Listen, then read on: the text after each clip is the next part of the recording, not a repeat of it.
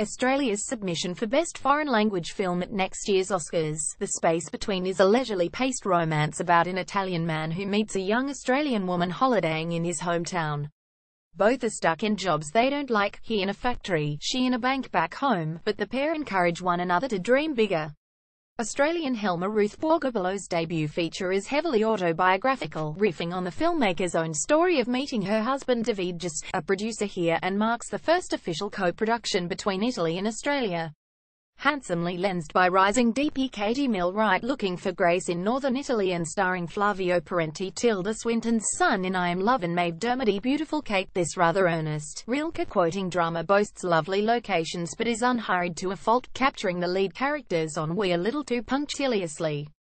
The film begins with an elliptical soft-focus sequence of Marco Parenti wandering through woods to the edge of a lake, gazing across the water to the sounds of wind chimes and shimmery strings from composer Toho Il Divo.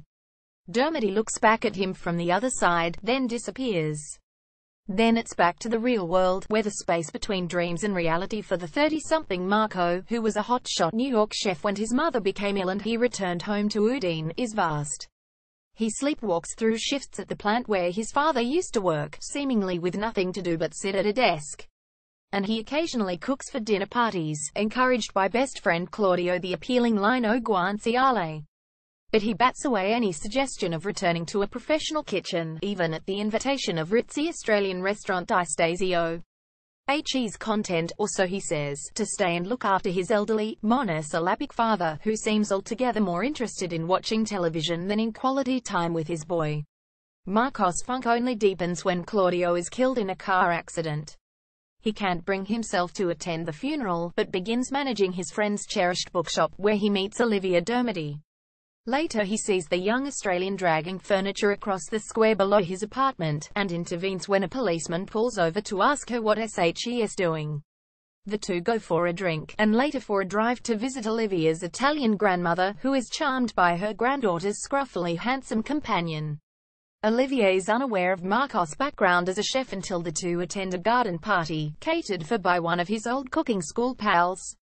Incensed by the standard of canapés being handed out to tourists, he ties on an apron, shouting orders with a zeal worthy of Gordon Ramsay, and Parenti shows a flicker of life here that's hitherto been thoroughly tamped down. His spark leads to a romantic as well as professional awakening, with the lovers getting together while also contemplating a future spent working on opposite sides of the world, after Olivia chucks in her marketing job to pursue an interest in design.